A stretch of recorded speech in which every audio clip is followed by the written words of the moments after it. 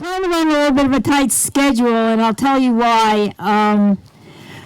We were devastated to hear that one of our heroes, Jane Fonda, got sick in Atlanta and will not be able to be here with us, but she will be Zooming in or calling in, and she's expecting to hear from us between 5 and 5:15, and we can't be after 5:15 or we'll lose her. So we need to get moving, and Lieu is still en route. He got stuck at another event, and he'll be here soon. But we will get started. Welcome to my home. You know, it's hard for me to even know where to start. It kind of started at the Topanga Peace Alliance, but it really started with Marcy Winograd, because I heard her on KPFK talking about some Secretary of State who got fired, and then we let Schwarzenegger replace him. And she said she was with Progressive Democrats of America. And I had heard about them at the Topanga Peace Alliance, and I thought to myself, well, what am I going to do? Do I try to call or not? And I made a fateful decision. I called 411. And I said, is there a Marcy Winograd on the west side? And she was in the Pacific Palisades. And that was the beginning of the end of my life as a normal person. And the beginning of my life as an activist. And I knew it was all over on a Saturday morning when I got into the car at 8 o'clock to drive to West Hollywood to go to a meeting. I knew that was it. Wow. So here we all are, and I got involved with PDA, Progressive Democrats of America. How many people are on the Progressive Democrats of America mailing list? If you are not, please go to pdamerica.org and sign up. PD America has increased its membership by about a third just in the last year. We're led by the incredible, wherever he went, Alan Minsky, who is organizing progressive caucuses in every state of the union. We are going to be a force, but we need bodies, we need phone bankers, we need donors, we need everything. Half of this money that we raised tonight is going to Progressive Democrats of America. There's a QR code on your table. If you feel like picking up your phone and logging on and giving another $25, $50, that would be greatly appreciated. The internet is on the QR thing. And we're also sharing our money with the incredible Steve Donziger, who has been so mistreated by this government and did such wonderful work for the people of Ecuador. Well, he can tell you his story. So the PDA story is working inside the party, and that's my friend Susie Shannon, who we are also honoring. Yeah, Susie! I would not be where I am today without Susie. She showed me how to win. She showed me how to lobby. She showed me how to do everything inside the party, and I will tell you, it is not easy being a real progressive and being inside the party and learning how to persuade and be nice.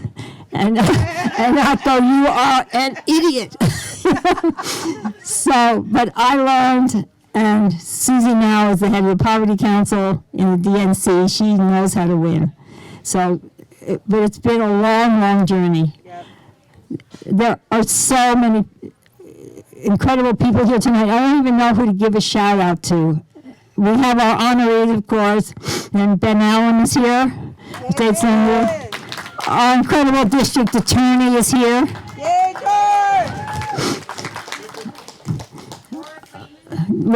Laura Friedman, assembly person and candidate for Congress is here. Steve Pearson is here, who's a candidate for Laura's seat is here. We have a whole bunch of people from Inland Valley, is that what it is, who are here? And I can't shout out everybody's name.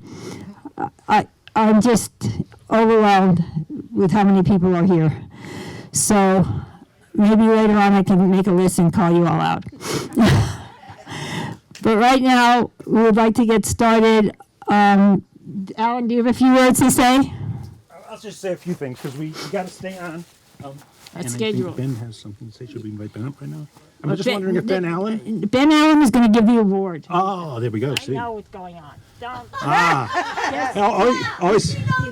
Always good. All right, say something about PDA. I'll say something about PDA. Look, first of all, actually, I want to thank everybody for being here. It's been 4 years since we've all been here, and this is incredibly beautiful. And we actually are all going to have a very special opportunity to not just, I know maybe people are disappointed because Jane Fonda's not here, but in a few minutes, let's all make her feel our love, okay? And where she is right now, I think it can make be a real special moment for her and for us as well, for thanking her for all that she's been doing across her whole life. But if people aren't aware of it, her level of environmental activism and activism on so many fronts has been phenomenal.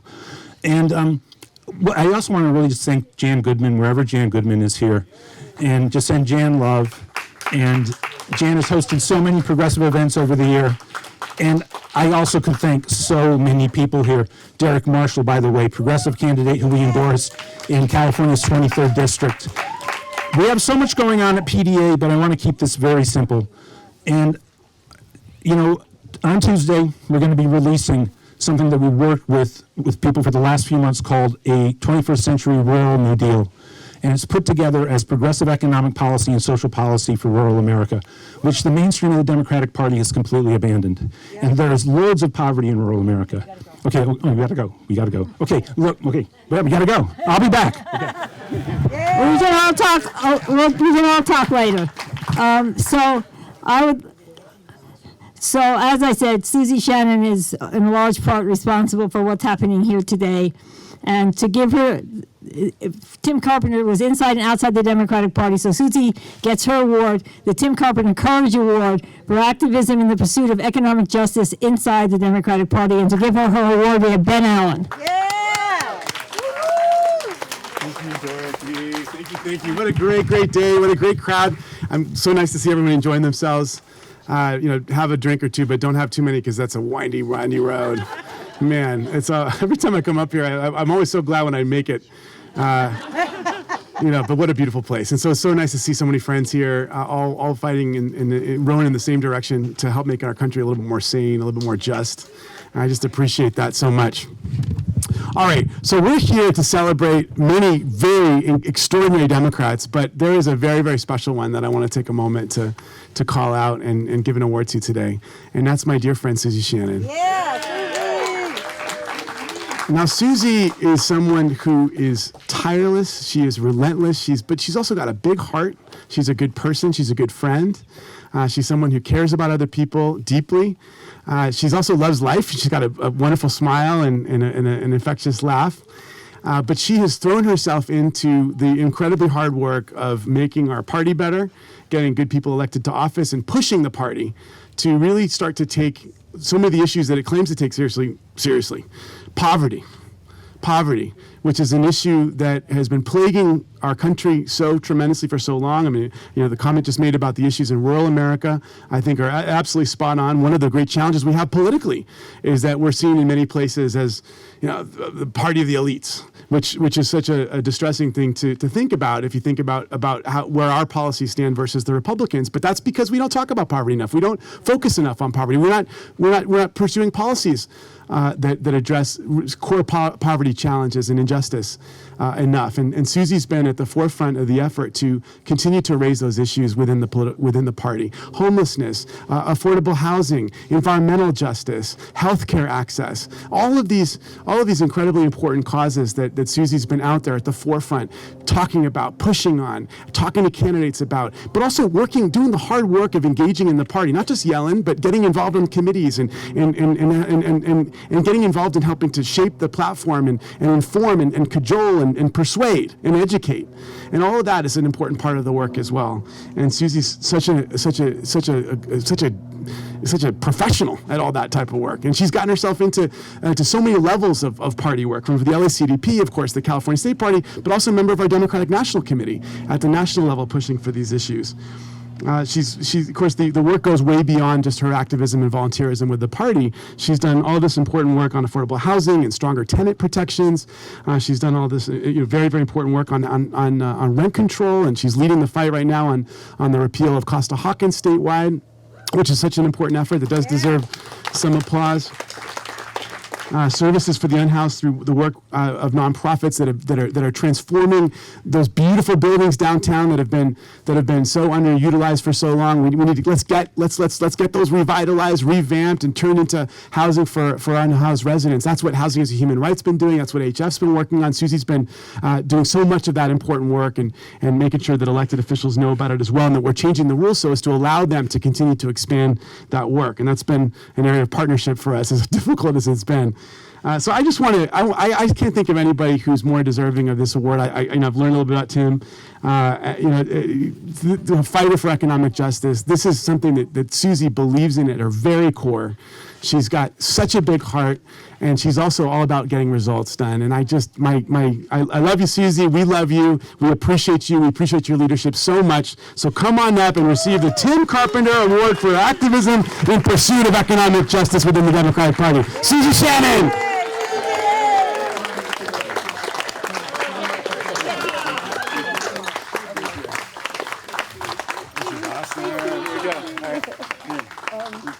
Photograph. Oh, photo now. Excellent. Photo first. Excellent. All right. Thank you so much. First, I want to thank our very timid and shy leader, Dorothy Reich. I'm kidding. Dorothy is like a fierce warrior who speaks her mind, and it's so refreshing to have that in activism, in the party. And Dorothy is on our executive board now for the California Democratic Party, so glad to have her there, working inside and outside the party on all of our important progressive issues. I also want to point out 2 people are here from Massachusetts who flew in for this event. One is Mike Connolly, who is a state rep from Massachusetts, was co-chair of Bernie's campaign in Massachusetts, and an overall progressive, doing great work there, including putting a rent control initiative on the ballot, very similar to ours here in California. And Michael Kane, who has been working on tenant issues for about 50 years, I'm not kidding. And this guy is a stellar organizer, also doing great work, came in from Massachusetts. So I just want to recognize them. So I'm going to tell a quick story about what happened after I became a Democratic National Committee member. I had been, I think, on the California Democratic Party Executive Board since 2007. I had worked to get poverty issues into our California Democratic Party platform when they didn't want them. So I'd kind of been through this. And once I became a Democratic National Committee member, I noticed there were a lot of different councils on different issues, but there wasn't one on poverty. So I put in a resolution to ask to create a poverty council. And within a day or two, the DNC staff called me and said, "We don't want a poverty council, but what we can do is change a resolution. And what we'll do instead is say that the Democratic National Committee will continue our support of poverty issues, right, our commitment." And I said, well, I've been here for about a year and a half, and I'm not really seeing that commitment. In fact, I've never heard the word poverty even mentioned here at the DNC. I've never had anyone speak that was talking about it. And I think at every single meeting, we need to be talking about people who live in poverty, because people in poverty don't have money, number one. So it's very hard for them to give campaign contributions to a lot of the elected officials. But 2, they don't have a union. They have the Democratic Party. Yep. That's what they have. So I basically said, I don't agree with this. They changed my resolution anyway, and they put it out there for all the delegates. And thankfully to Sue Himmelrich, who is somewhere in here, former mayor of Santa Monica, she helped me write a very strongly worded letter to the DNC saying, you don't get to change my resolution. And they changed it back. And I organized, got every delegate I had a phone number for, so I knew I had the votes on the floor. And I went to the DNC meeting in Chicago, and I went to the Resolutions Committee meeting, and they told me that my resolution was going to be tabled. No. So I walked right up to the chair of the party and I said, when you called me when you were running, you said you had a commitment to homelessness. You said you had a commitment to poverty issues. I don't see that. Now you're trying to bury my resolution. And within 5 minutes of talking to him and walking to the back of the room, the head of the resolutions committee, the co-chair, told me they were going to pass it. Wow. And I was like, yes. It passes unanimously. It goes to the floor. It passes unanimously. And our next meeting is in Washington, D.C. I'm so excited. Yeah. I'm calling Congressman Maxine Waters. I'm calling Barbara Lee and asking them, to speak at the inaugural meeting. And I keep calling the DNC to find out when our inaugural meeting is. And it's 30 days before, which is the deadline for announcing it.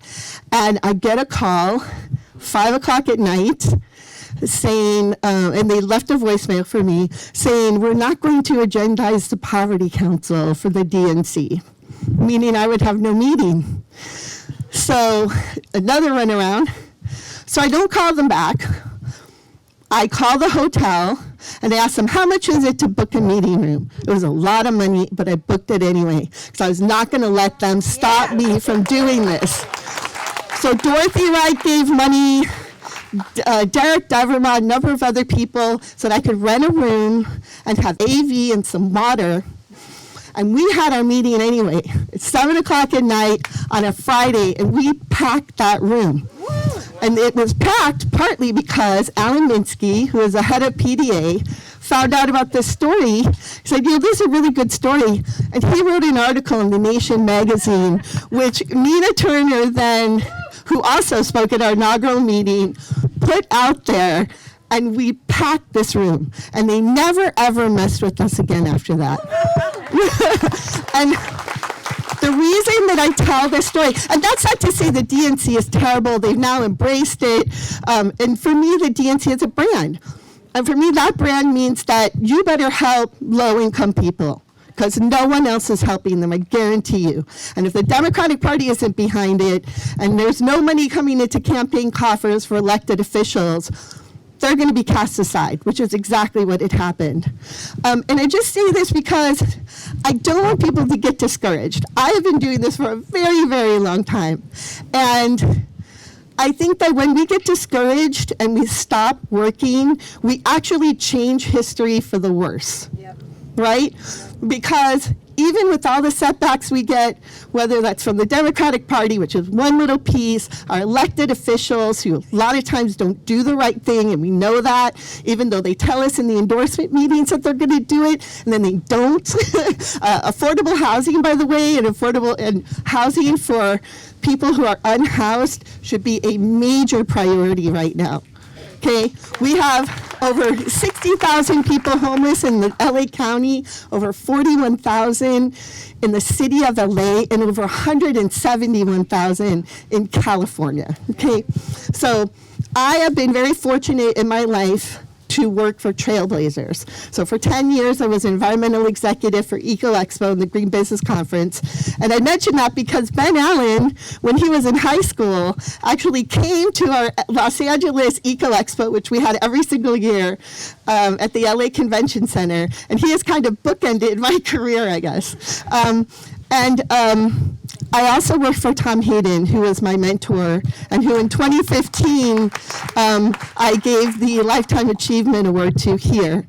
And Tom was a baseball player, and he once gave me a baseball, he autographed it for me, and he said, "To Susie, it's a long game, Tom Hayden."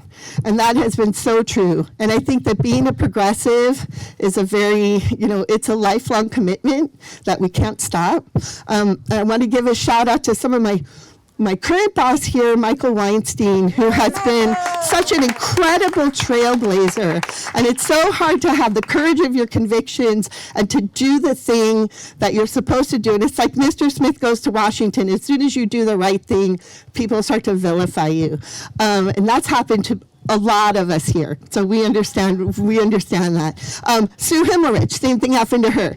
Always doing the right thing. I worked on two of her campaigns. And as many of you know, I care so much about poverty issues. I care so much about people who are unhoused, many of whom I try to get into housing. It's very hard. And so I just hope you will all vote in November 2024 for the Justice for Renters Act, which will actually repeal Costa-Hawkins and allow our cities and counties to once again expand rent control.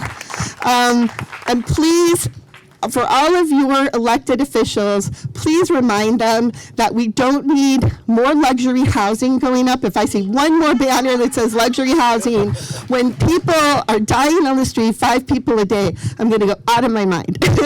So I want to thank you all again. Many of you are my heroes. We have worked on single-payer health care, stopping the war. We've worked on so many issues. I think about Marcy, too, in the Progressive Caucus. And, we just have to keep on keeping on. It's great to have these celebrations, but please, we got to get out on the streets and we got to get to work. Thank you. Oh, I want to give a shout out to my daughter, Gracie. Many people remember when I was pregnant with Gracie, and my family also, makes a lot of sacrifices so that I can do this work. And I do want to give a shout out to Barbara Williams, who is Tom Hayden's widow, and has been like a fierce warrior in a lot of these issues as well. Thank you. Thank you, Susie. All right, before we go on, we're going to be talking to Jane next because Jane is back on the East Coast and she's ready to pack it in for the night. But before we do that, let me just say hi to Ted Lieu, who made it here. There's still an event today, but he's here. So thank you, Ted. And let's try to do this call for Jane, and then we'll move on and we'll do our last 2 awards. Okay? Thanks. All right. Okay. Jane is here. Jane is here.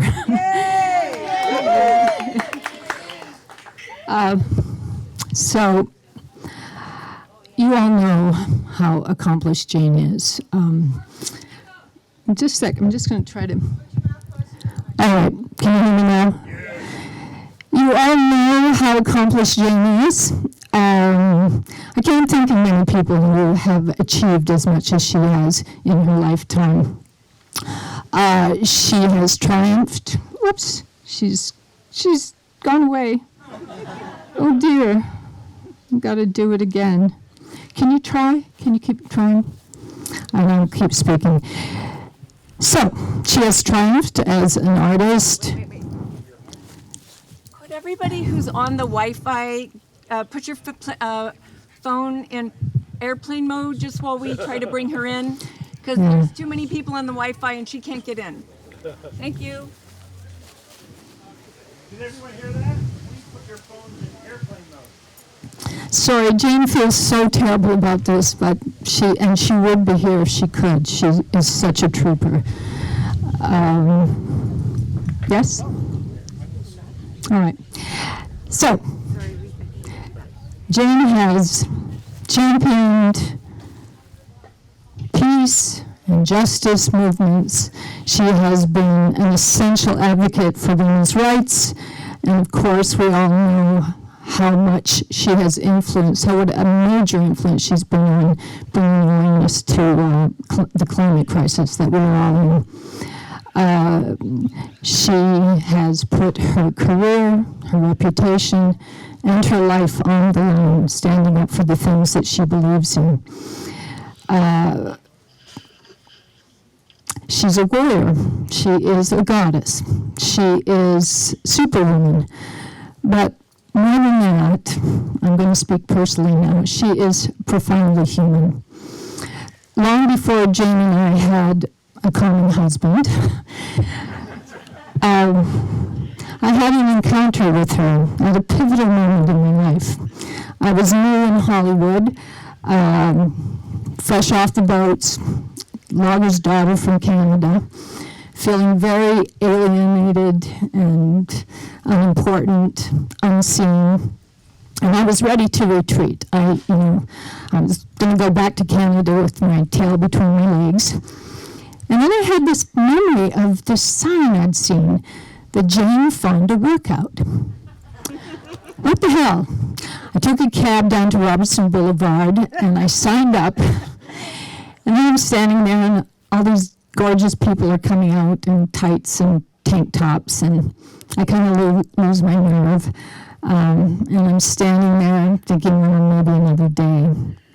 And then suddenly I hear that inimitable voice, I like your boots. And holy shit, it's her.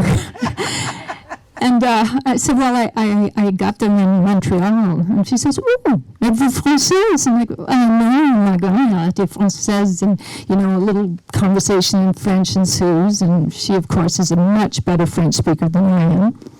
And she's gone again.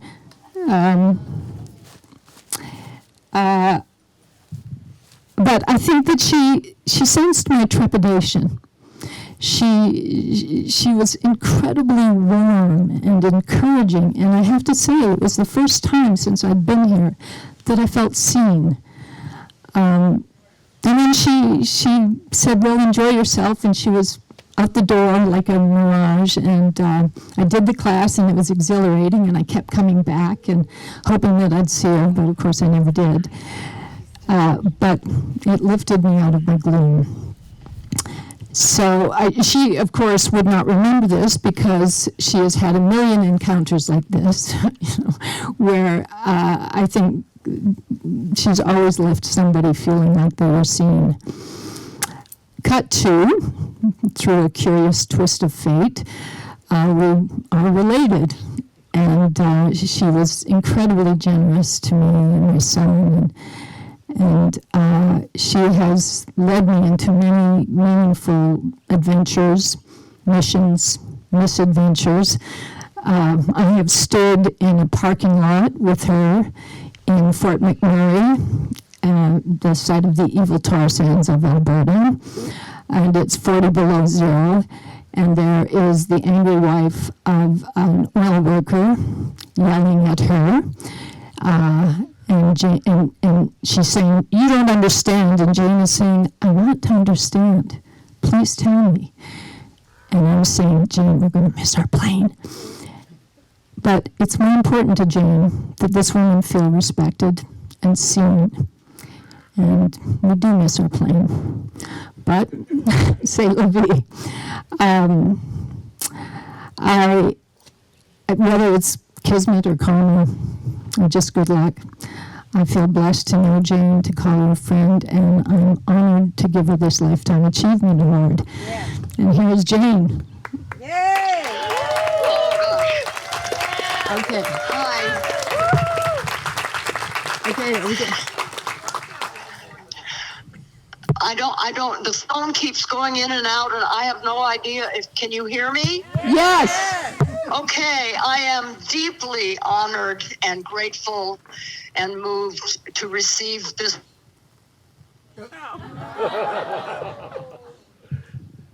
Gotta go. It's still on. If everybody could make sure their phones are off, that would be great. Shit. I just can't seem to, because she's there. Are you there, Jane? No. I don't know. If we were. Is anybody more tech savvy than me? I don't know. I'm just trying to call her. You're back on. We're trying my phone and see if it works better. Everybody can hear you. If everyone would say hi. Hi, Jane! What prevents me from it had to be dealt with, and I'm home now, but I'm sorry that I'm not there with all of you, especially since there's a crisis in California that's going to require all of you old lefties, and I bet you're all old lefties like me out there. Yay!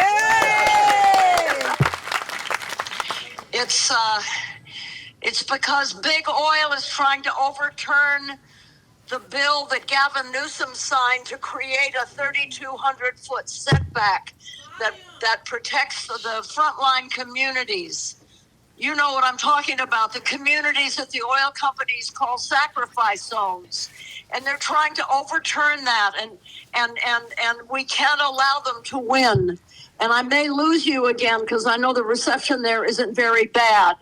But this is it's going to require all of us, all hands on deck to defeat big oil. So please, you can go to the website, which is, I don't know, pull out your pens or your phones.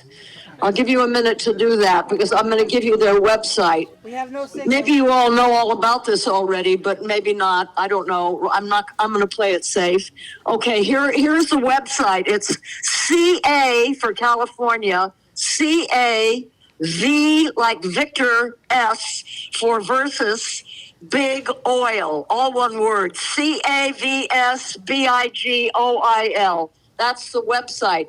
Go there and find out about it, and we need volunteers who know how to do it, know how to canvass, know how to register voters, know how to get out the vote. We've all got to turn out in force. I wish I could be there in person to tell you this, but again, I'm just so very grateful that you consider me one of you. Thank you so much. Stay safe, and I hope I see you all soon at Sarah Nichols. Hi, Sarah. Feel better from everyone here, Jane. Thank you, Jane. Thank you, Jane. We love you. I don't know. This is, you want to accept the award? Barbara's accepting the award for you. Over this way a little though.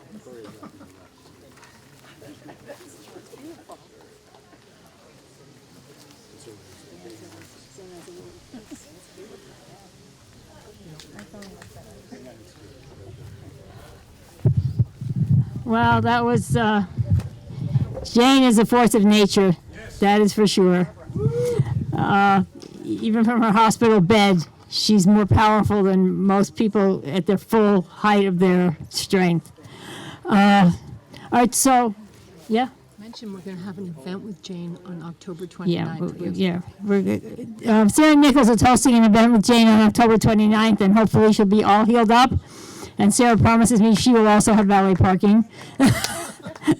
And we can all go there and meet Jane, and maybe she can maybe Barbara will bring the award and I can hand it to her myself.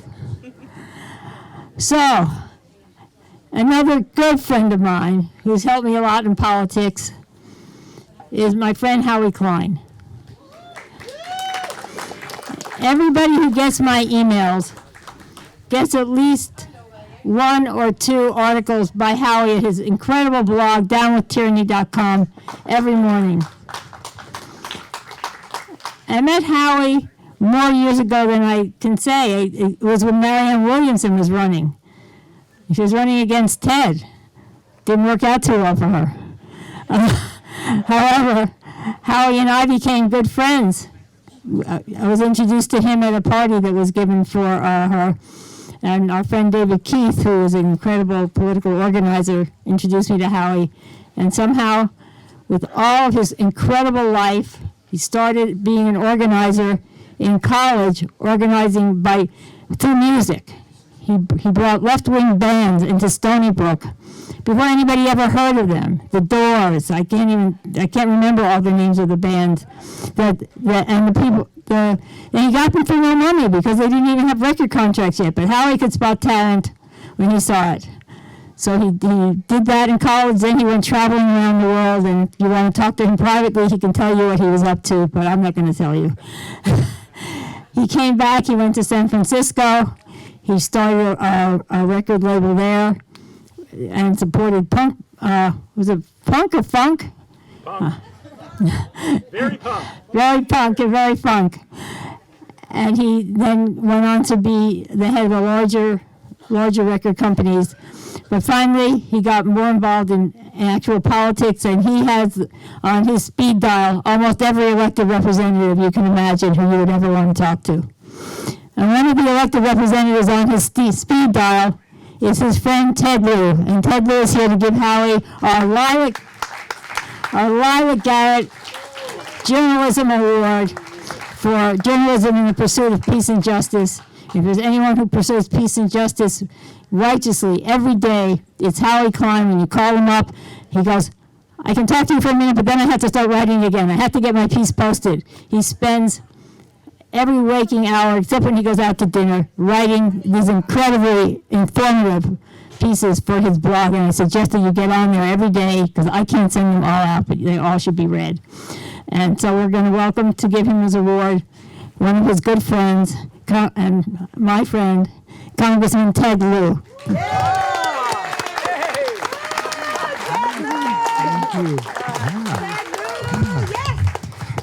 Good afternoon. In 3 days, I'm going to be on the floor of the Republican-controlled House of Representatives. So let me first say what a thrill it is to now stand in front of normal, rational, kind people. Thank you, Dorothy, for your leadership and for opening up this beautiful place. Thank you all for coming here to this wonderful event. And it's such a great honor to be able to give this award to my friend Howie Klein. I just want to give you a little more about his background because it is so extraordinary. And as Dorothy mentioned, he graduated from Stony Brook University in New York, and he went into the music business. And this is just some of the left-wing talent that he spotted early. So Dorothy mentioned the Doors, but also the Grateful Dead, Jefferson Airplane, Jimi Hendrix, Joni Mitchell, Pink Floyd, The Who, and the Yardbirds. And that was just his early life. And then he went to San Francisco and was a co-promoter and starter of the only national and first punk radio show, where they interviewed bands such as the Sex Pistols, Iggy Pop, and Devo. And then he had the good sense to come to Los Angeles. And in LA, he joined Sire Records in 1987 and then became president of Reprise Records under Warner Brothers.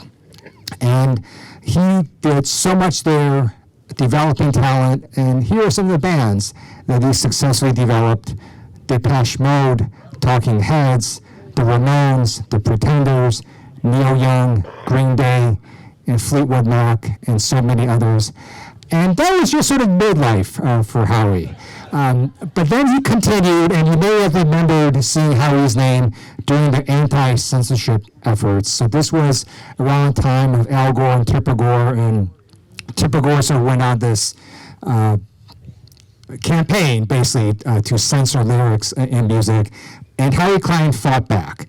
And so he fought back in a major way, and he got this entire campaign going.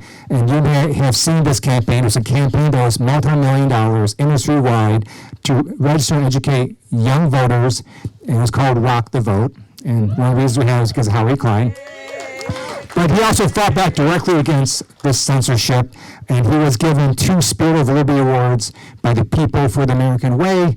And to me, this is my favorite part of his official biography.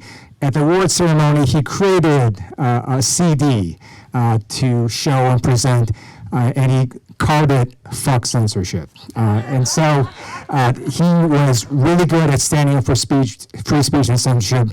And at that time, he just could have retired and stopped and lived a very good life having done these amazing things in the music industry, having supported free speech. But he chose to continue staying involved and really get involved in helping America get better. And he does that by helping to elect progressive Democrats and then making sure we remain progressive after we're elected. So you never want to be the target of one of Howie Klein's columns. He will bring the searing truth upon you and expose you for who you are. And so thank you, Howie, for doing that. But in addition to his journalism, and it's such an honor for him to get the Lila Garrett Journalism Award, he also is just politically involved. And so he's involved with Blue America PAC, and they fund and support progressive candidates across America. And if any of you are running in a progressive office, please go talk to Howie. And if you are progressive and capable, then he's going to support you. And America is a better place because of Howie Klein. So with that, Howie, come on up and get your award. I don't even remember all that. Thanks very much, Ted. Picture. Oh, You don't have anything flashy for us to know. How do I know you're so smart? You go in the middle between me and Ted. Once Howie gets Get their word first. Once Howie gets a mic in his hand. Okay. Who's taking your picture?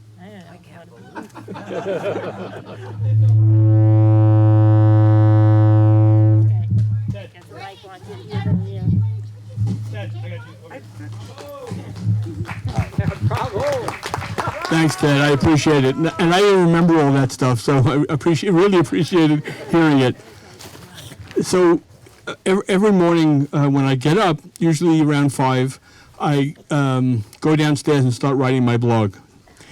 And then after I've done one, I know it's like time to start moving a little bit. Otherwise, I would just sit there all day. So I go to my pool and I take a swim. Before I swim, I do 4 rituals. A Muslim one, a Jewish one, a Christian one, and a Buddhist one. In fact, I see Hania there, and a couple of weeks ago, she helped me develop my Muslim one because I was just doing a Sunni thing, and she showed me how to do a Shia thing. So now I do half Sunni, half Shia. Thank you very much. I enjoy that. And I met her son today, Rumi, who's right over there. And a few years ago, actually more than a few years ago, I was in Konya in Turkey, and I went to the burial place of the actual Rumi. And someday Rumi's going to read his poems and learn more about him and be really proud of his wonderful name. Anyway, after I swim, it's back to my office, do my blog some more, and blog some more, and blog some more. I've been doing this since 2004, and I was looking back and trying to remember what made me start. And I remember there were 2 overarching things. One was a bunch of very, very corrupt Southern California Republicans. They all either went to jail or got thrown out of office. And I worked on that really, really hard. It was what I dedicated my life to. You've probably all heard of Duke Cunningham. He was one of the ones that went to jail. Jerry Lewis, who had this gigantic machine in the Inland Empire, which more or less dissolved. Duncan Hunter.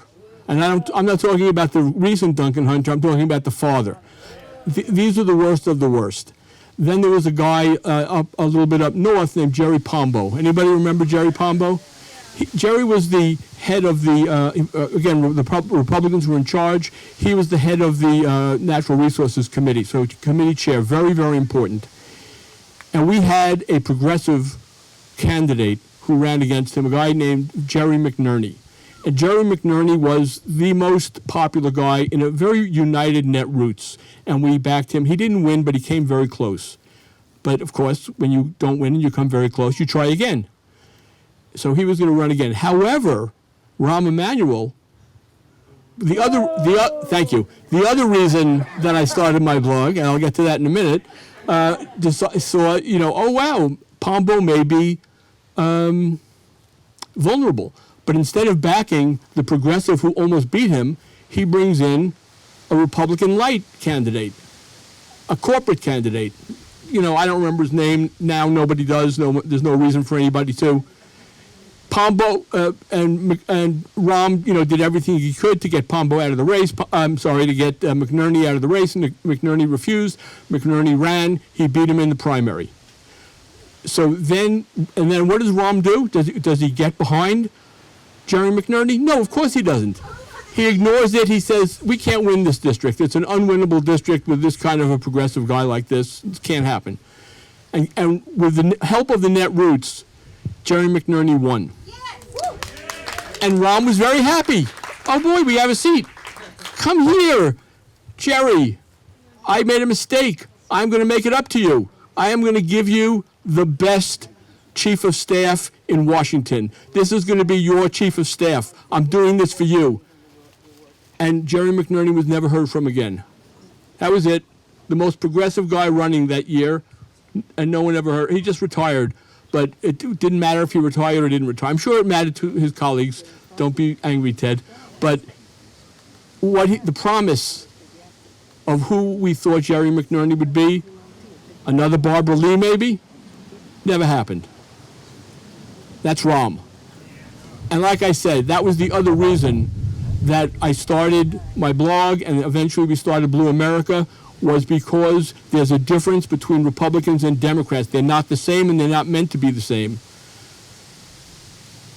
I was like shocked the other day when a friend of mine in Chicago told me, you know, Ron was just back from Japan and he told everybody in town he's running for Durbin's seat next time. Durbin's not going to run again and Ron wants to be a senator. So there we are, all the way around again. Yeah, Noah's right. So we started Blue America in 2006. You probably can't think of a good member of Congress who Blue America didn't back and didn't help to raise money for. Of course, Ted was one of those people. But today, as I look around, I see another one who's here with us, and I want to introduce her, if that's okay. Just to say a few words, I want to say that this is a candidate that's all about what Blue America is about, progressive without any bullshit, the real thing. Not a corporate candidate, not a make-believe liberal who's going to go and betray us when she gets to Congress. This candidate ran against Adam Schiff, my congressman. She got about 60,000 votes. If she even gets a significant portion of that 60,000 votes this time, when she's running for this open seat, she is going to be a congresswoman. She is someone who's going to be in a very, very, very important Congress where they're talking for the first time about trans people. And guess what they don't have in Congress? They don't have a single trans person. And I'd like to introduce you to Maybe Pudlow.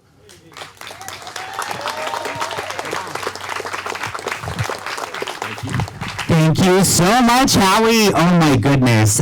First of all, can we... Also, I'm too tall. I gotta unwrap this a little bit. Can we give it up for Howie being presented with an award and allowing somebody else to speak? This is what progressive politics is about. Thank you so much, Howie. And I'm so honored to be endorsed by Howie, to be endorsed by Blue America. Folks, my name is Maybe. I happen to be a trans person, and I'm also a drag queen. And if you haven't noticed, if you've been completely oblivious, you might not know that there has been over 5,000 anti-LGBTQIA bills moving across the United States in 2023 alone. And exactly, thank you, Boo. So I've been running for Congress since 2019. This is my third time running. When I ran in 2019, I said to all of my constituents, I said, you know what? This has been the worst year in modern history for anti-LGBTQIA legislation. You know what? In 2020, I said the same thing. This has been the worst year in modern history for anti-LGBTQIA legislation. I said the same thing in 2022, and now here we are in 2023 with over 5,000 anti-LGBTQIA bills, with more than half of those specifically targeting trans people. And yet there has never been a trans person federally elected to the United States of America. And for me, it's BS. I'm not here for that, because it's as a good friend of mine says, if you're not at the table, you are on the menu. LGBTQIA people, trans people are on the menu right now. So everybody that is here who says you're an ally, please be an ally and help actually get trans people get elected, because we deserve a voice in our government. Y'all, I'm also a drag performer. I'm a drag queen. I happen to be the first drag queen ever elected to public office in the United States of America. I was elected to the Silver Lake Neighborhood Council right here in Los Angeles in 2019. I was reelected and just recently reelected again. And so with that, I serve as the treasurer. I serve as the co-chair of our Budget and Finance Committee. I serve as the co-chair of our ad hoc committee on homelessness and tenants' rights. And here's the thing, I'm a human being. I know what it is like to experience discrimination. I know what it's like to move through the world and not get everything that everybody else receives.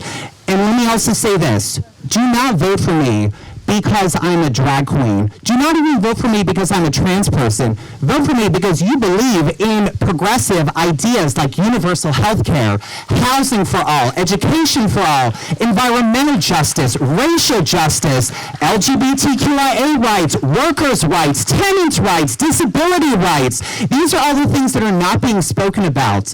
And so I hope that you will consider electing somebody like me. This is not my first time running for Congress. I have run against Adam Schiff, as Howie Klein mentioned, a couple of times. I challenged him in 2020.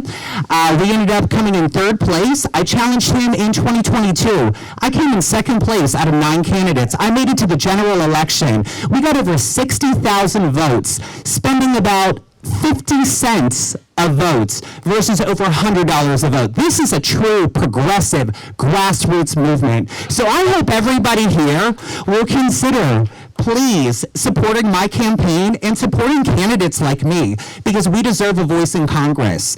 And if you elect me, I am going to make sure that everybody is taken care of. I've always felt that if folks have health care, housing, and education, this would be a better place for everybody. And that's not a lot to ask. That's not radical.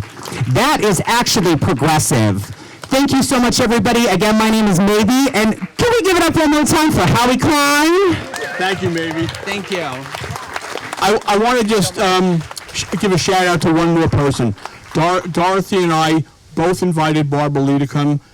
We know that there was a chance she was going to come, but Barbara Lee didn't come, but she sent her grandson here to represent her. And right there in the back waving, that's Jonah Lee. So that's the shout out. Yeah, please take time to go and talk to Jonah, and Barbara Lee speaks for me. Well, so now we have the person a lot of you came to meet. Oh wait, I forgot. Alan Minsky. Before we get to Steve Donziger, PDA has a word for us, and Alan, the floor is yours. Thank you. No, I'll be quick. Just thank you, first of all, to everybody. Obviously, you're about to hear from Stephen Donziger, and we're all very excited for that. And the funds today are being split between PDA and for Stephen's Defense Fund.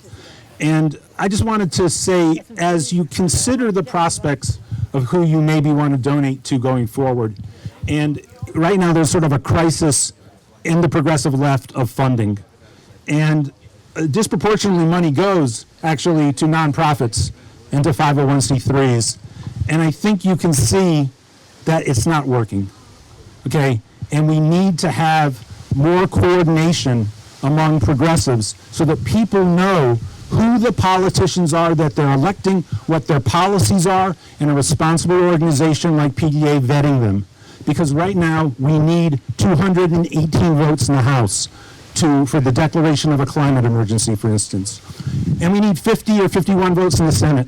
There's something called the Climate Emergency Resolution that PDA is very involved in promoting in coordination with a march in New York City next week. In the House, it does better. In Ted Lieu's body, there's 79 co-sponsors. There's 80. Okay, thank you. We got a new one. From Representative Earl Blumenauer. Senator Sanders introduced it in the Senate. How many senators have signed on, do you think? 7. They don't get to double digits, folks. That's what we have to overcome if we're going to have a government. And we need to focus on the officials we're electing. It doesn't serve, by the way, well, of course we're always partnering with the 501c3s, but the money just channeling to single issue organizations, when we just look clearly at the environment, if anybody thinks that the U.S. government's environmental policy has worked, they're deluding themselves. The only way it's going to work is you have 218 and 51 clearly defined, committed progressives in both houses on that issue and a whole set of issues across the board. And when you're supporting PDA, that's what you're supporting. So I just want to thank you all for being here and for supporting PDA.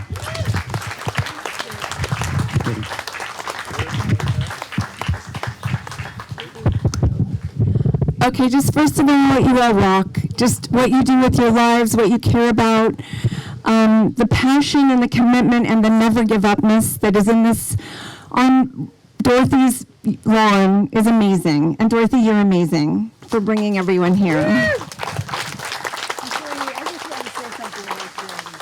No. No, you can't talk about me. Sorry. No, we're here for other things. So I am thrilled to present this Tim Carpenter Award for courage in saving the planet from outside of the party. I know it's more words than that, but that's kind of what it means. Tim Carpenter was an amazing human being that I got to work close with in running Jerry Brown's campaign, and who has really been, he's still, I think, a fire in many of our hearts. Just amazing to be able to give this award to another hero of mine.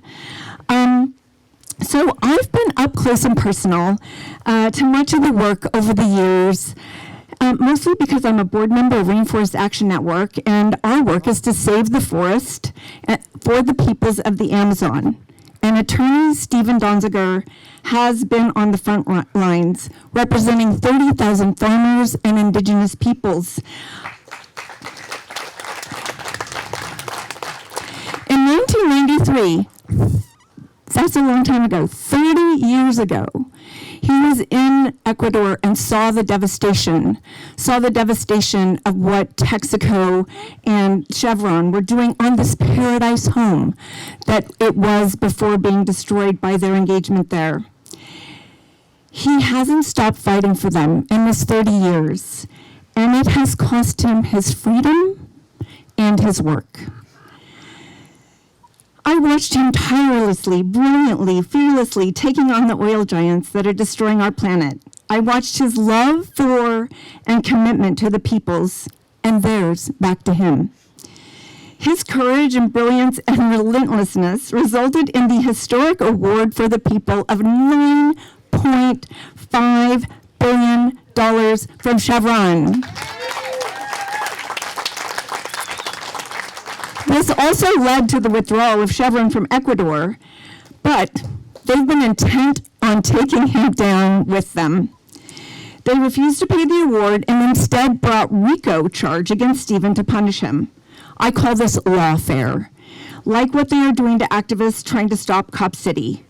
We must all understand how serious it is and know that Stephen is also on the front lines of the abuse of power too. This is a war on truth tellers and activists who dare to go against the war economy giants. They are not used to losing and will crush anyone who attempts to get in their way. Stephen was under house arrest and then found guilty of the trumped-up RICO charges and sentenced to 6 months in jail. Nobel laureates, progressive members of Congress, human rights organizations, and the UN Commission on Human Rights protested this illegal treatment, and after 45 days in prison and 993 days in house arrest, he was released last spring. But that RICO conviction still hangs over his head, and it must be overturned. We can't let these corporations get away with this violent behavior, or they will use it over and over again, and we and the planet will continue to pay the prices. Just so you know what a fighter he is, his relentlessness cost Chevron $2 billion in legal fees. Stephen is the standard of a change maker. He brings his gifts, which are his brilliance, his strategic thinking, and his love of the people, and then with them, he is relentless, courageous, and unbending in what he knows to be true and what needs to be done for the people. His refusal to let go has cost him dearly, and yet he's not bitter. He's not defeated. He just continues to give his life to support others, and he doesn't let go of the fight to push back, which is not about him, but it's about the liberation of all of us. So in recognition of your work, I am so proud to give this award to you, Steve.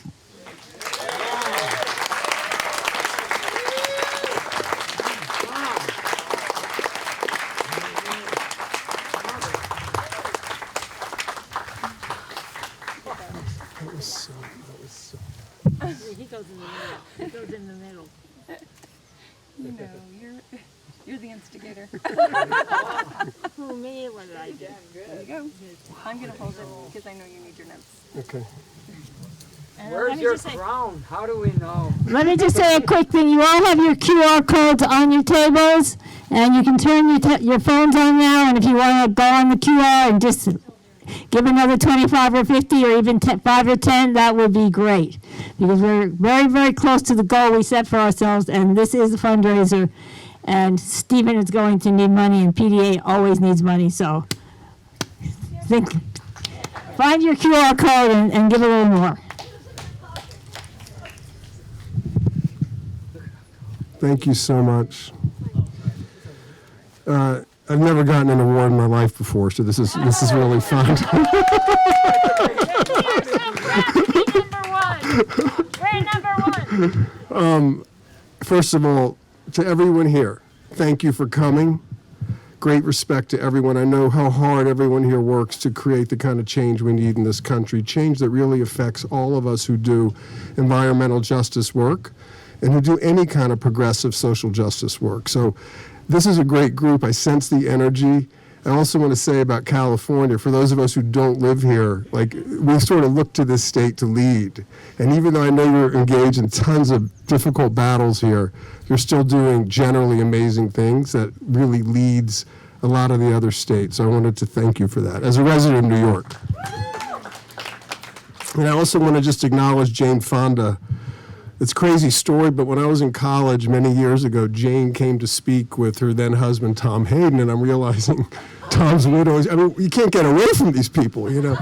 And it really it was like a life-altering experience for me to see Jane and Tom together in college and the things they were doing, the things they were talking about. It was extremely inspirational, and it's an honor to, even though Jane couldn't make it, it's an honor to be here and accept an award in the same space as Jane Fonda. So thank you, Jane. Dorothy, thank you for putting this together. And to everyone here, you know, I met the District Attorney Gascon. It's a pleasure. You're a hero. Ben Allen, Susie, unbelievable, your story.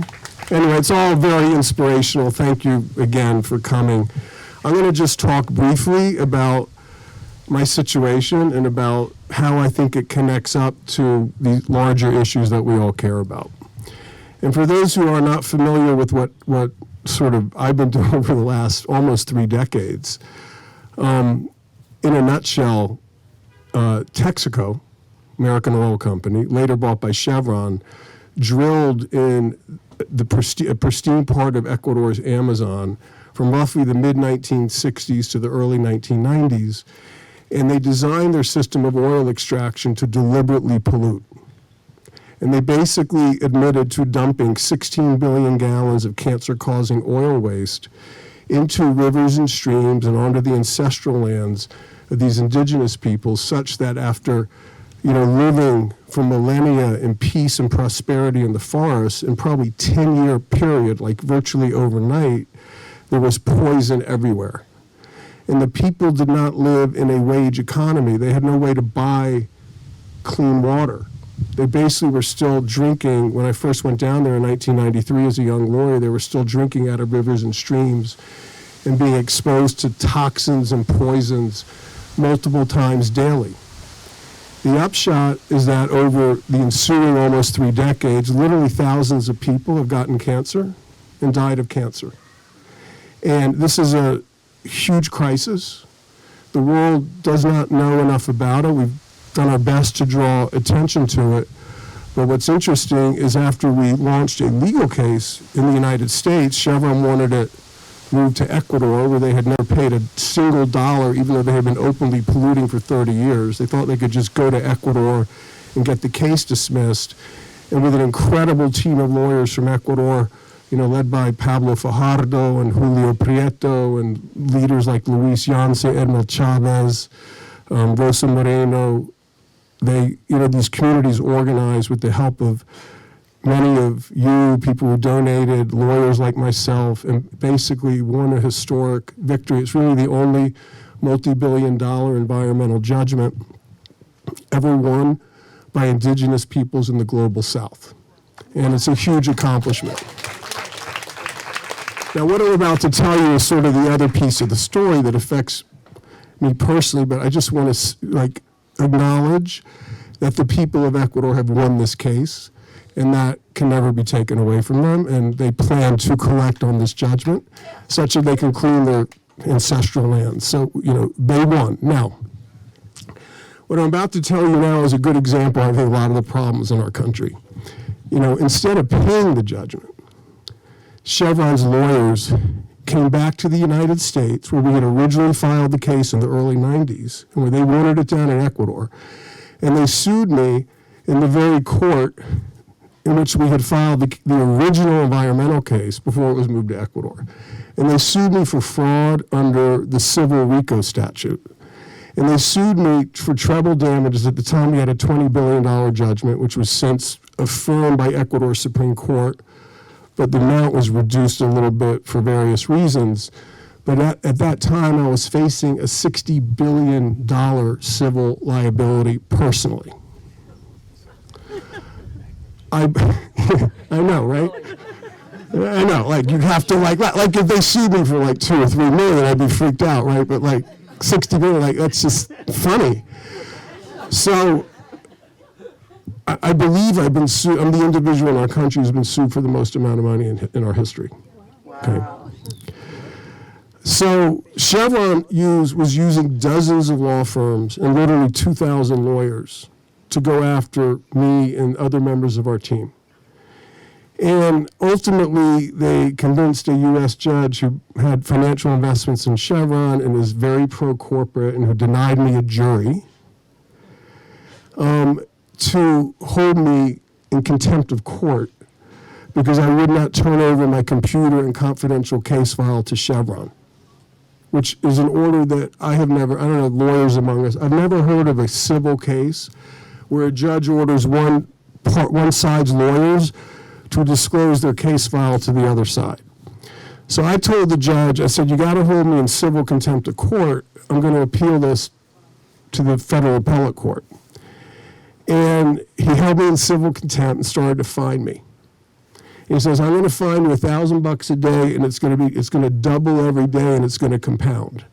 And if I'm not a mathematician, but if you actually look at those numbers, $1,000 a day, doubling every day, compounding leads to something like $3-4 billion in 60 days. I mean, it's crazy.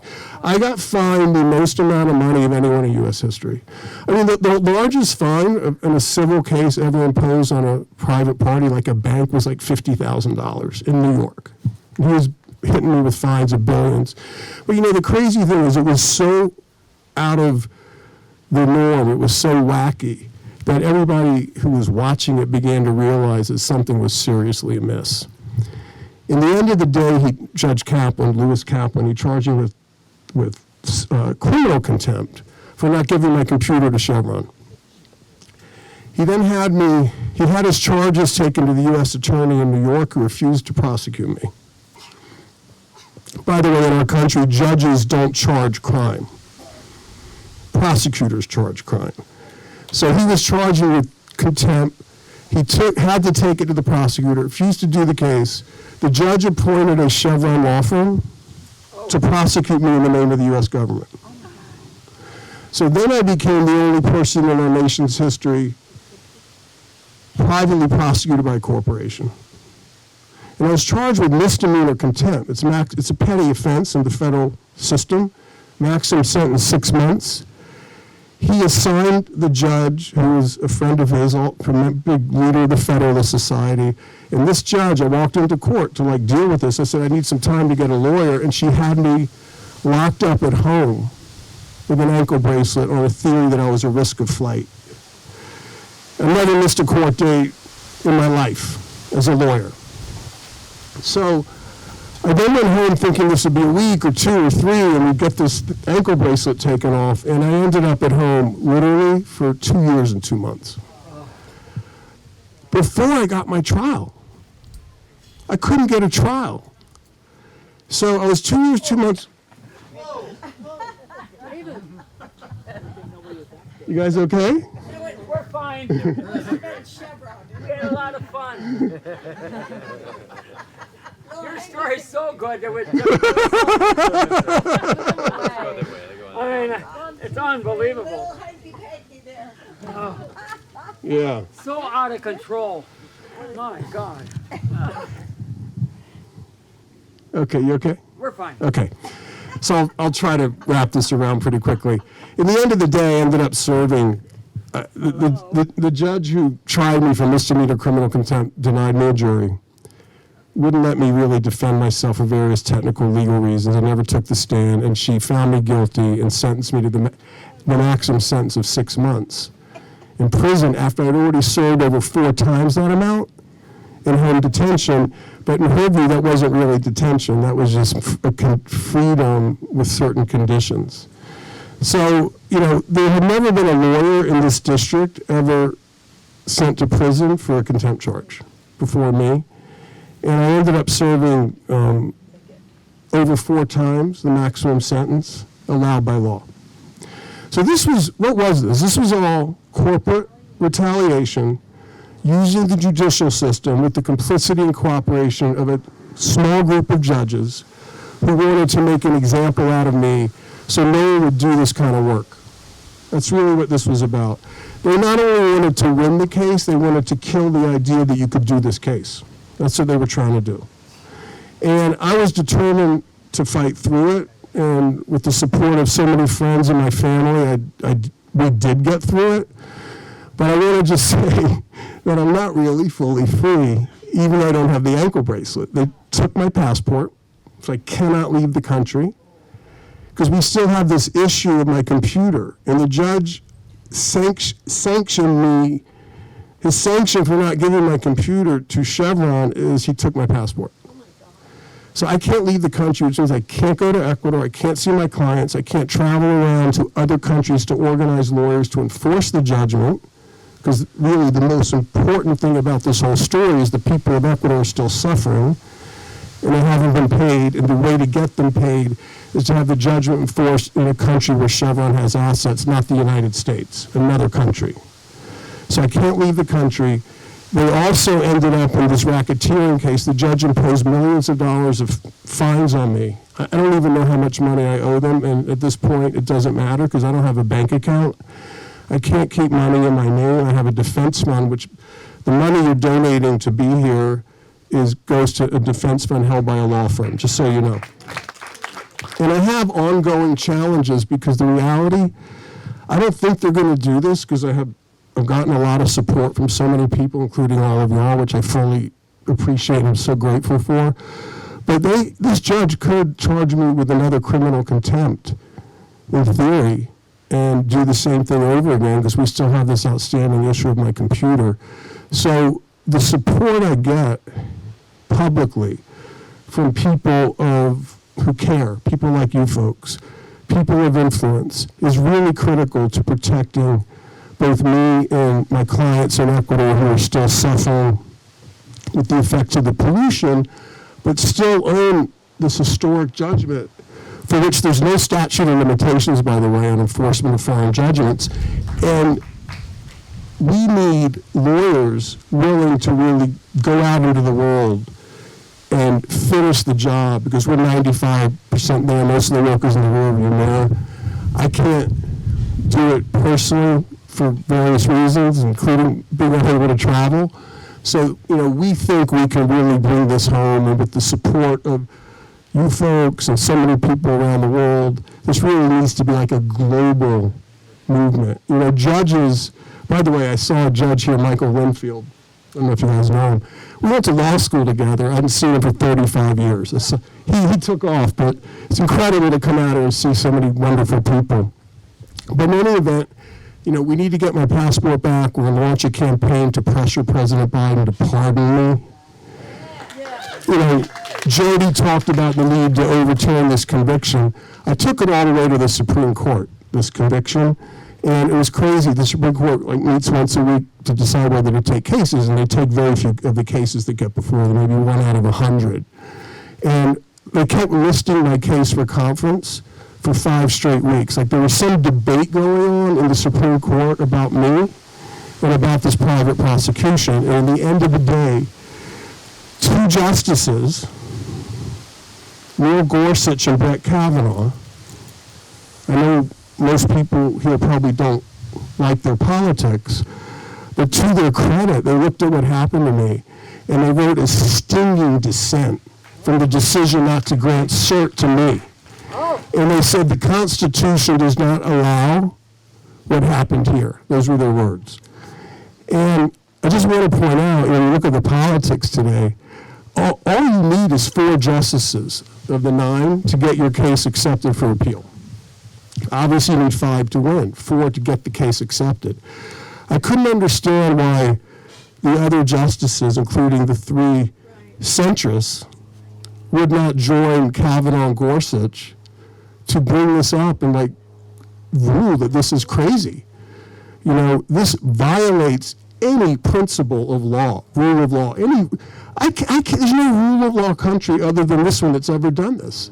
And by failing to take the case, they essentially endorse the idea that there can be private corporate prosecutions in the United States. And when we think about Cop City in Atlanta, and we think about these draconian laws that are being passed by many states to target protesters, particularly protesters of the fossil fuel industry, it's all connected. And we have to understand, and I've written about this recently, there's an intimate connection between democracy and the climate issue. If we cannot protect our right to protest, a lawyer's right to bring a case in this country without going to jail, we're going to be in serious trouble. We're going to be really even more handicapped than we are to address the existential crisis facing our planet. And the fossil fuel industry, and with the cooperation of some judges, is working really hard to crush people, to send a message, to scare people into not doing the work. They want to stop protest before it starts, and they want people to be really freaked out about it. So we have a lot of work to do. I'm really happy to accept the award. I'm going to donate it to the people of Ecuador who have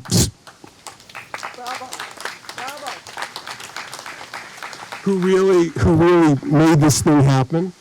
I want to do a shout out to Tim Carpenter, who I didn't know, but I know whatever Tim did, it was great work, and I'm honored to get an award in his name. And if you can, continue to support us. We have a website. It's called freedonziger.com. You can give us your email. We send out communications. We're going to do the pardon campaign, a petition, and some other things to pressure the president on this issue. So please go to freedonziger.com, and if you can, the donations that come in go to this work. Without resources, we simply cannot move this thing forward, and I cannot protect myself. So thank you very much, Dorothy. Thank you very much to all of you. Love to everybody. Thank you.